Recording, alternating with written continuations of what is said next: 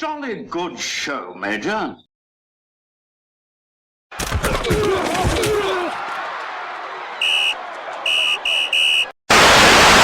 What's going on, TTC? Proper conversation. So the time has come. We are finally here for a hate week that actually has some real validity to the hate. None of the games have really been...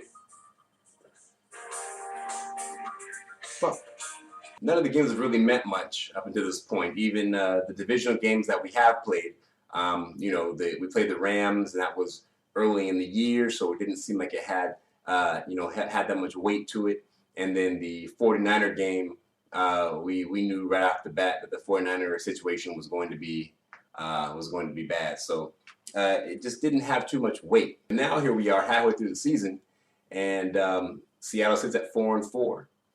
2 games behind the division-leading Arizona Cardinals. And we get to play them for the first time this season on prime time Sunday Night Football.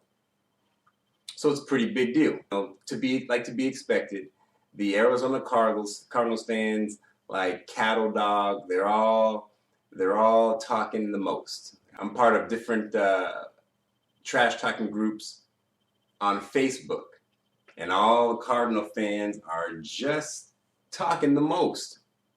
It's ridiculous.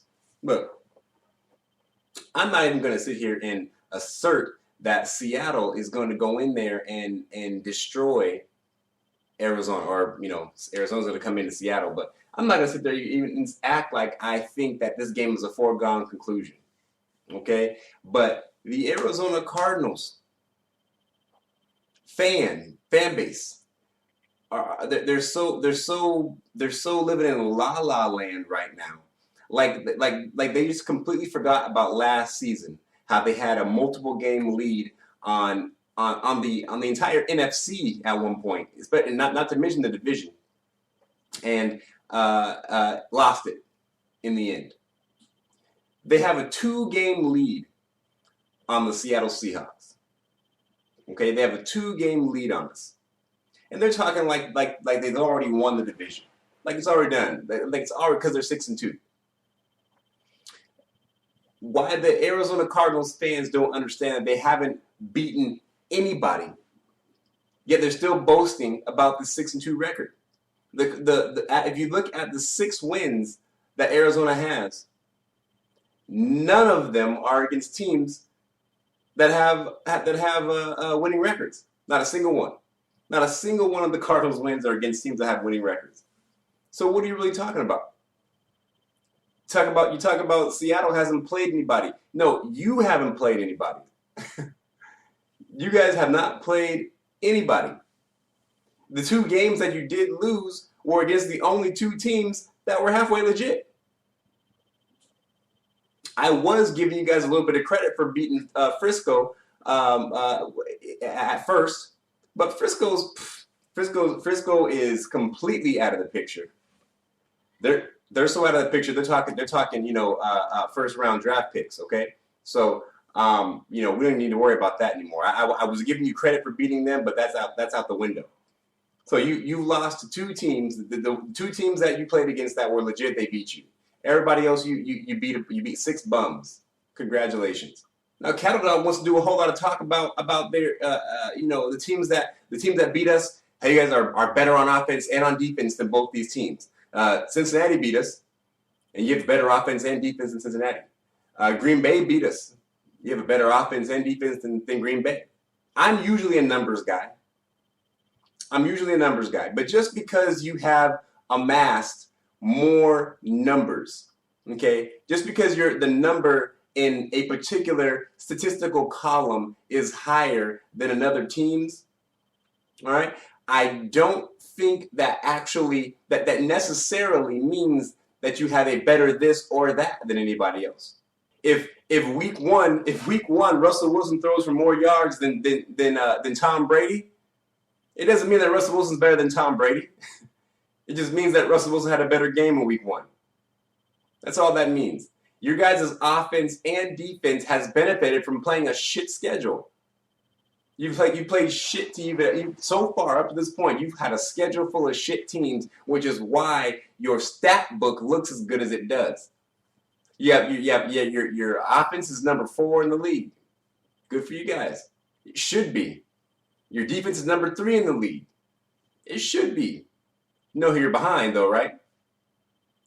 Seahawks. We're gonna play proper English for a minute because this is what I've broken this down to as far as the Arizona Cardinals fans and what their problem is. What we're gonna do is we're gonna play a little bit of proper English words of the day. I got a couple words of the day for you Arizona Cardinals. The first word of the day is mediocre. Mediocre. You may remember hearing this word when a gentleman named Richard Sherman used it to describe a particular San Francisco, at the time, San Francisco 49er wide receiver. Mediocre. Mediocre is defined as of only moderate quality, not very good, ordinary, average, middle of the road, unexceptional, right? Mediocre. Originating from the Latin word medius. Mediocre is what the Arizona Cardinals are. Okay, they're a mediocre team. They've been a mediocre team their whole existence. They're a mediocre team right now. Now, when you're mediocre, you do have little specks of time where you've been better than others.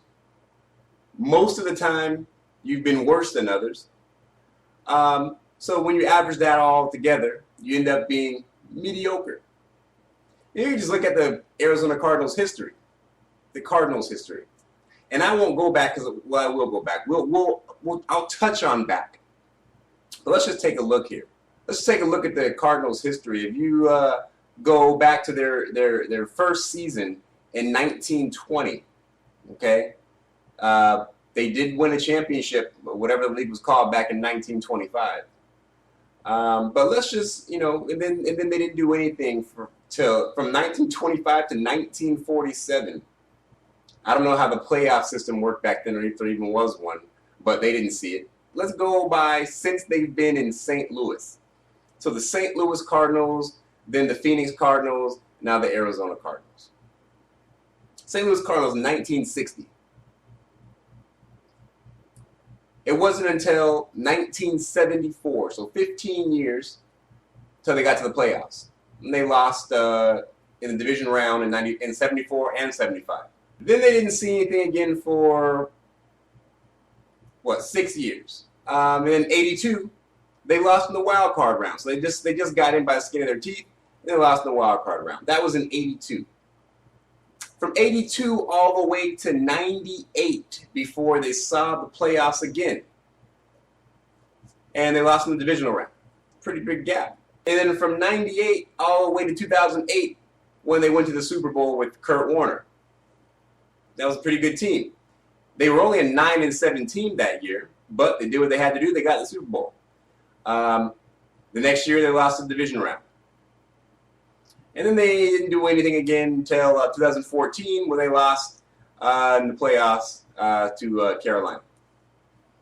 So if you look over your entire history, you have only, there's winning seasons and then there's successful seasons. I'll add my own label to it. A successful season. A winning season is finishing 500 or better, right? A successful season is what I'm going to call making the postseason. The Cardinals in their entire existence have only made the postseason 10 times. In their entire existence. 95 years. 95 years of football, you've had 10 successful seasons. That's actually worse than mediocre. The only reason I'm giving you mediocre is because the more recent football years, you've had, a little bit better if you take away some of those early years. The next word I want to talk to you guys about is the word entitlement. Entitlement. Rooting from the word entitled. The belief that one is inherently deserving of privileges or special treatment.